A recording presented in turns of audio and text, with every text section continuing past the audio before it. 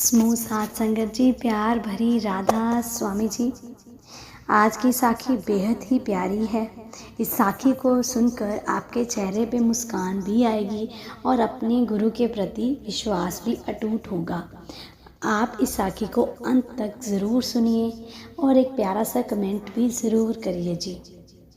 बाबा जी से किसी ने प्रश्न उत्तर के कार्यक्रम के दौरान पूछा कि बाबा जी, दुनिया के सबसे धनवान व्यक्ति बिल गेट से किसी ने पूछा, क्या इस धरती पर आपसे भी अमीर कोई है?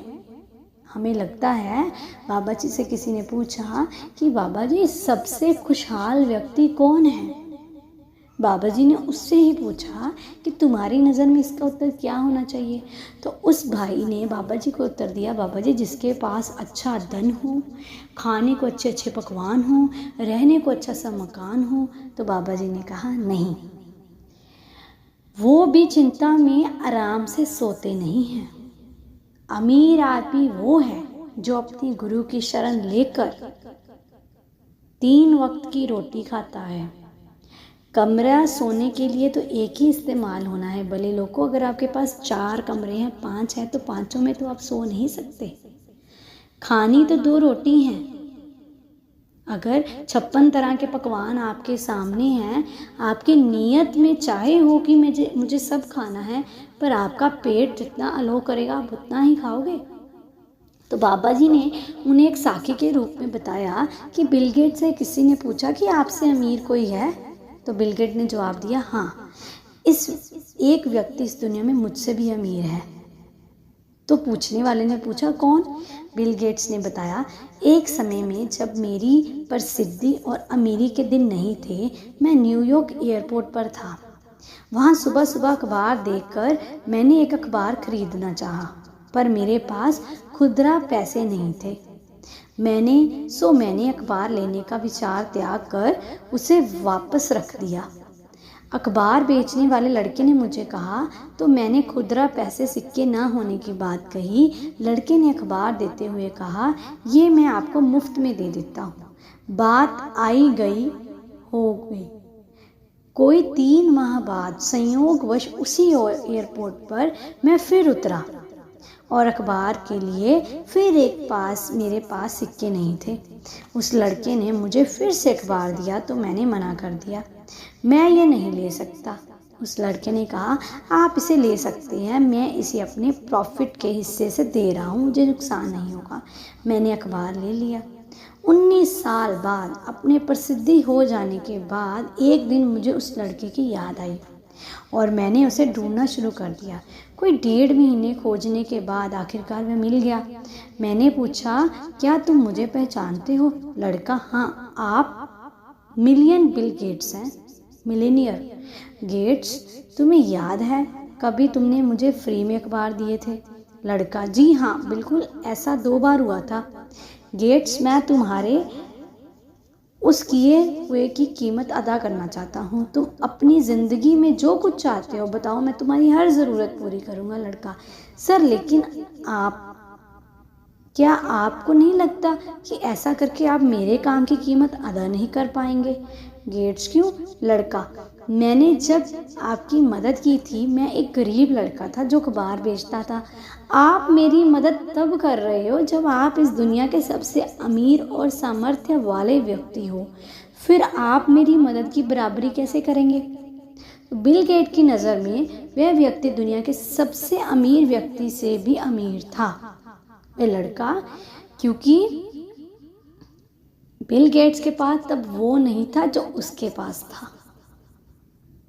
तो किसी की मदद करने के लिए उसने अमीर होने का इंतज़ार नहीं किया था।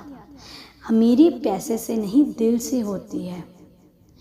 तो आपके पास जितना भी धन है, आप उसका अच्छे से इस्तेमाल करो। आप उन लोगों की मदद करो जो इसके असली हकदार हैं, ना कि उन लोगों की करो जिनके पास ऑलरेडी है। तो बाबा जी ने इस साखी को भजन सिमरन के साथ जोड़ा, परमार्थ रास्ते के साथ जोड़ा, क्योंकि बाबा जी हर एक के दिल की जानते हैं। उनसे अगर प्रश्न किया जाता है तो वो उस प्रश्न का उत्तर दुनियादारी से जोड़कर देते हैं, जैसे कि उन्होंने इस साखी में बताया। आप अमीर तब हैं जब आप उस गुरु की शरण में हैं, जब आप गुरु का नाम जप रहे हैं। बाबा जी से किसी ने ये भी प्रश्न किया कि बाबा जी, जिन्होंने आपसे नामदान लिया है वे तो बहुत ऊंच पदवी के लोग हैं। तो बाबा जी ने कहा, ऐसा नहीं है। नामदान लेने के बाद भी कुछ लोग वहीं के वहीं रह जाते हैं जो भजन सिमरन को पूरा पूरा समय नहीं देते। तो अमीरी इस दुनिया में, इस जहान में रहने के लिए वही बंदा ले सकता है जो अपने सारे कार्यों के साथ साथ अपने गुरु के भजन सिमरन को भी पूरा वक्त देता है। पैसों से अमीरी नहीं नापी जाती, पैसा तो हाथ की मैल है। तो अगर आपने असल में अमीर होना है, आपकी आत्मा की अमीरी उस नाम जप के अंदर है। हमने किसी से यहाँ पे कंपटीशन नहीं करना कि वो नहीं कर रहा तो मैं क्यों करूँ, वो नहीं कर रहा उसे इतना मिल रहा है तो मैं कर रहा हूँ मुझे नहीं मिल रहा। आप देखिए कि आप अपने गुरु की दृष्टि पाकर बैठे हुए हैं। आप, बाबा जी ने ये भी कहा कि बड़े महाराज जी कहा करते थे, बहुत गहरी बात बोली बाबा जी ने कि बस हाजिरी लगती रहनी चाहिए, महबूब को पता तो चले कि आया है, चाहे सबक याद है या नहीं मगर क्लास में हाजिर है। अब कलु आयो रे एक नाम बो। अब ये कलयुग में एक नाम ही है जो आपको इस कलयुग में रहने के बावजूद भी काल का परछावा नहीं डलने देता। सिर्फ सतगुरु ही हैं जो हमें यहाँ से बचा सकते हैं। हमने अपना ध्यान को भटकाना नहीं है, इधर उधर देखना नहीं है, सिर्फ हमारा ध्यान उस सतगुरु की शरण में हो, उसके दर्शनों का चाह हो। इधर उधर देखने से अपना मन बहलाना नहीं है, अपने मन को भजन सिमरन की ओर लगाना है। अगर आपके पास वक्त है आप भजन सिमरन करिए, शब्द सुनिए, परमात्मा की याद में रहिए। तो समूह साध संगत जी, असल अमीरी अपने गुरु के नाम सिमरन की कमाई में है, जिसने साथ निभाना है। धन दौलत यहीं का यहीं रह जाना है। बाबा जी ने आखिर बार यही कहा कि नाम जप करिए। अमीर बनाना है तो भजन सिमरन ने बनाना है, नहीं तो हम सब गरीब हैं। नाम दान लेने के बाद भी अगर हम भजन सिमरन में नहीं बैठते तो हमें भजन सिमरन को पूरा पूरा समय देना है।